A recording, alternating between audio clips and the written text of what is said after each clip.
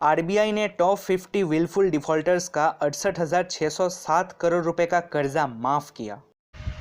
नमस्कार दोस्तों, मैं सौप्रदीप और आपका मेरे इस वीडियो में हार्दिक स्वागत करता हूं। भारत अभी इकोनॉमिकली इतना स्ट्रांग हो चुका है कि सरकार घोटालेबाजों का पैसा माफ़ कर रही है। सरकार ने अभी रिसेंटली घोटालेबाजों का 68,607 करोड़ रुपया माफ़ कर दिया। ये वही घोटालेबाज है जो बैंकों से लोन लिए लेकिन बिना चुकाए दूसरे देशों में जाके बस गए और आज वो दूसरे देशों के सिटीज़न बन चुके हैं और अभी इंडिया उनके कॉलर तक हाथ तो दूर की बात है, एक उंगली भी नहीं पहुंचा सकती। मतलब वो इंडिया के हाथ से बाहर कब का निकल चुके हैं और गवर्नमेंट ये चीज़ तो पब्लिक को खुलकर बताएगी नहीं कि हमारे हाथ से निकल गए, हम इनको पकड़ नहीं पाए, ये तो बताएंगे नहीं। इसीलिए उन्होंने ये बात छुपा कर रखी। इनफैक्ट संकेत गोखले एक आरटीआई का एक प्रमुख एग्जीक्यूटिव है, उन्होंने एक आरटीआई दर्ज किया इसी के ऊपर कि उन 50 डिफ़ॉल्टर्स के बारे में बताया जाए और उनके अभी टोटल कितने राशि बकाया है उसके बारे में बताया जाए। तो रिप्लाई में ये बताया गया कि रिज़र्व बैंक ऑफ इंडिया ने उन 50 डिफ़ॉल्टर्स के 68,607 करोड़ रुपए ऑलरेडी माफ़ कर दिए। आपको बता दो, ये शुरुआत हुआ था बजट में। इस साल का जो बजट हुआ था उस बजट में राहुल गांधी ने एक सवाल पूछा था कि आप 50 ऐसे लोगों का नाम बताइए, डिफ़ॉल्टर्स का नाम बताइए बस, लेकिन सरकार वो नाम नहीं बता पाई थी। तो इसी से रिलेटेड कुछ कांग्रेस भक्तों ने, ये संकेत गोखले भी कांग्रेस सपोर्टर, ये शायद इन्होंने ये फाइल किया आरटीआई, तो इनको ये पता चला कि गवर्नमेंट ने इनका पैसा ऑलरेडी माफ़ कर दिया। अब देखिए, ये वीडियो देखने के बाद प्लीज़ मुझे कोई कांग्रेस सपोर्टर या फिर चमचा कमेंट में मत कहना, बिकॉज आई एम नॉट चमचा and I don't support Congress. But जो सच्चाई है वो दिखाना बहुत ज़रूरी है। तो अगर आप मेरे चैनल पर नए हैं तो प्लीज़ चैनल को सब्सक्राइब करके बाजू वाले जो बेल आइकॉन आपको दिख रहा है ना, उस पर दबा देना। अगर आपको मेरा काम पसंद आए तो ही करना, नहीं तो आप जा सकते हैं। धन्यवाद। तो चलिए बिना देर किए वीडियो को आगे बढ़ाते हैं। आप अभी अपना मोबाइल का रिचार्ज कितने में करवाते हो? अगर आप आज से 2-3 महीना पहले करवाते होंगे तो तब आप करवाते थे 399 का 84 डेज़। कोई 1.5 GB देता था पर डे या फिर कोई 1 GB देता था पर डे, यही था ना। लेकिन अभी कितना हो गया है? 598 रुपीज़ का 84 डेज़, 1.5 GB पर डे। और ये सारे कंपनीज सेम कर चुकी है। मतलब ऐसा नहीं कि इसमें कोई बेटर प्लान है, उसमें ख़राब है तो आप इसको छोड़ के उसमें चले जाओगे, ऐसा कोई सुविधा ही नहीं है। सारे कंपनीज एक साथ लूट रही है। अब आपको क्या लगता है कि इसके पीछे क्या रीज़न है? तो दोस्तों मैं बता दूं, कुछ महीने पहले, करीब 1-1.5 महीना पहले ये चीज़ बहुत ज़्यादा न्यूज़ में थी कि एजीआर ड्यूज़ को लेकर जो डिपार्टमेंट ऑफ टेलीकम्युनिकेशन है वो सारे टेलीकम्युनिकेशन इंडस्ट्रीज़ मतलब कंपनीज़ के ऊपर प्रेशर डाल रही थी।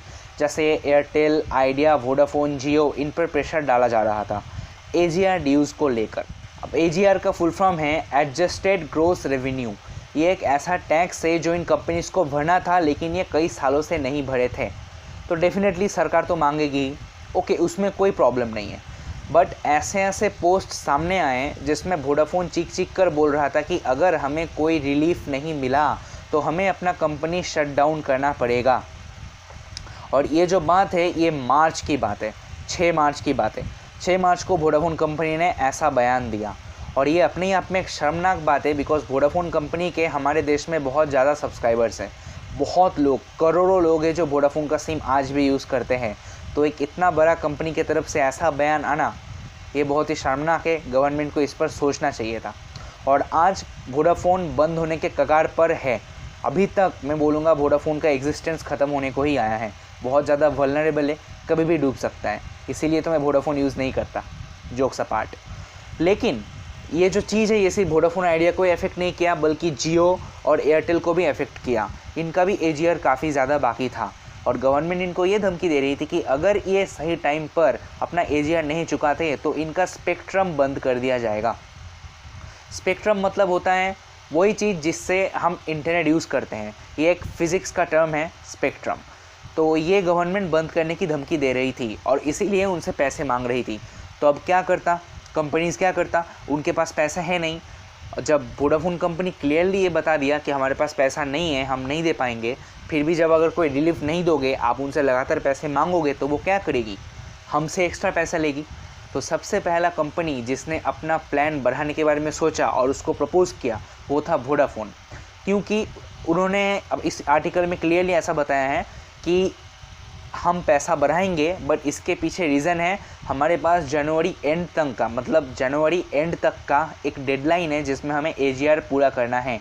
तो हम यही उम्मीद रखेंगे कि आप लोग थोड़ा ज़्यादा पैसा से रिचार्ज करेंगे और हमें वो अमाउंट मिलेगा जिससे हम AGR ड्यू फुलफ़िल कर सके और हमारी कंपनी बैंकरप्ट या फिर बंद करने की नौबत ना आए। ये है पूरा माजरा। और इसको देखते देखते एयरटेल ने भी सेम चीज़ किया, बिकॉज एयरटेल भी कुछ अमाउंट के AGR ड्यूज़ में थी। अगर हम AGR ड्यूज़ की बात करें तो वोडाफोन थी 53,000 करोड़ की AGR ड्यूज़ में और एयरटेल थी 35,000 करोड़ की AGR ड्यूज़ में और रिलायंस जियो सिर्फ 195 करोड़ की AGR ड्यूज़ में थी।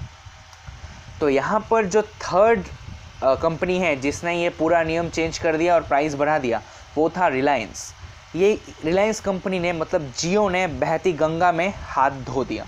इसका AGR बहुत ही कम था, सिर्फ 195 करोड़, ये आराम से भर सकते थे, बट फिर भी जब दो कॉम्पिटिटर ने बढ़ा दिया तो चलो हम भी बढ़ा लेते हैं, यही सीन है। तो अब मेरा यहाँ पर जो मेन क्वेश्चन है कि अगर आप इन विलफुल डिफॉल्टर्स का पैसा माफ़ कर सकते हो जिससे भारत को कोई फ़ायदा नहीं होगा, पब्लिक को कोई फ़ायदा नहीं होगा, गवर्नमेंट को कोई फ़ायदा नहीं होगा, तो आपने उन AGR को क्यों माफ़ नहीं किया जिसके वजह से आज हमें 399 का रिचार्ज 598 में करना पड़ रहा है। अगर गवर्नमेंट ने उस टाइम उनको कोई रिलीफ दिया होता तो ये नौबत ही नहीं आती, वो लोग प्राइस ही नहीं बढ़ाते और ये जियो अपने बहते गंगा पर हाथ भी नहीं धोते। जियो को साइड में रखते, मैं एयरटेल और वोडाफोन की बात कर रहा हूँ। जब ये सब चेंज हुआ, मतलब ये 11 जनवरी की बात है जब ये नियम लागू हुआ, तो तब बहुत लोगों ने बोला कि इसमें गवर्नमेंट की गलती है और बहुत लोगों ने ऐसा भी बोला कि इसमें गवर्नमेंट क्या करेगा, इसमें तो कंपनीज़ की गलती है, कंपनी ने अपना मुनाफा बढ़ाने के लिए ऐसा भाव बढ़ा दिया। तो दोस्तों इस वीडियो में शायद आपको पता चल रहा है कि एक्चुअली गलती किसकी थी। उन पर प्रेशर डाला गया पैसे का, और वो पैसे कहाँ से लाएंगे? हमसे लेंगे। लेकिन जैसे इन विलफुल डिफ़ॉल्टर्स को माफ़ कर दिया गया, वैसे अगर उनको माफ़ कर दिया गया होता तो आज मैं भी 399 का रिचार्ज में 84 डेज़ नेट यूज़ कर रहा होता, फ्री कॉल यूज़ कर रहा होता, ना ही मुझे 598 का रिचार्ज करना पड़ता।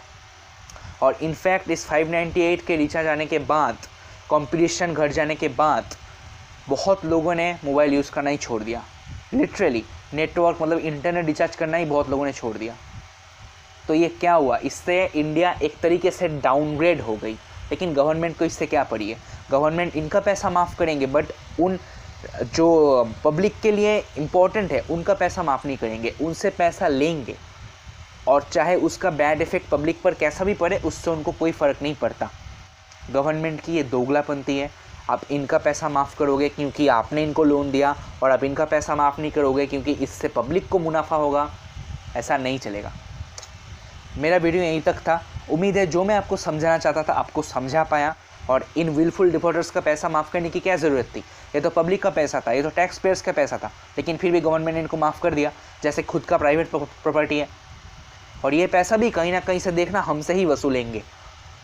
तो ये कब तक चलेगा, ये आप लोगों को बताना है। और अगर आपको लगता है कि मैंने इस वीडियो में थोड़ा भी गलत नहीं बोला और आपको अगर मेरा काम पसंद आया तो प्लीज़ वीडियो को लाइक करके मुझे कमेंट में डेफिनेटली बताना। और अगर आप अभी तक मेरा वीडियो देख रहे हो तो आपका बहुत बहुत धन्यवाद, आपने इतना टाइम दिया मुझे। पता नहीं कितना मिनट का वीडियो हुआ है, मैं ड्यूरेशन अभी देखा नहीं हूँ। मिलते हैं फिर अगले वीडियो में, तब तक के लिए जय हिंद। घर में रहिए, सेफ रहिए और प्लीज़ मेरे चैनल को सब्सक्राइब कीजिए और मेरे बाकी वीडियोज़ भी देखिए।